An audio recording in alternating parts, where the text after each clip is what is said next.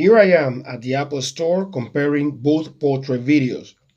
I must say that in this particular setting, indoors it looks more stable and brighter on the iPhone 13, but with more details on the Galaxy S20 FE. Also, less washed out and more true to life in terms of colors, apart from the skin tone. Look at my face mask and my coat, which is actually black, not grayish like on the iPhone 13. My hood is dark gray like also on the Galaxy S20 FE. However, skin tone is more accurate on the iPhone. I'm also changing background effects on the S20 FE.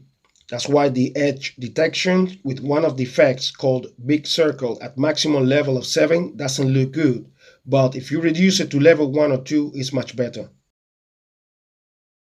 Okay, now with the iPhone 13 Pro Max, Apple's big boy, and the Note 20 Ultra. Basically the same in terms of video stabilization, better on the iPhone 13 Pro Max, but with better details on the Note 20 Ultra. I think a mix of both would be a killer. The good stabilization of the iPhone plus the ability to change focus combined with better image quality on the Galaxy phones plus the ability to add different background effects, especially the black and white and the one I've been calling cinematic effect for a year. Anyway, what do you think?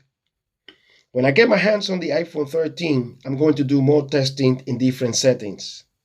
Until then, see you in the next one. Hasta la vista.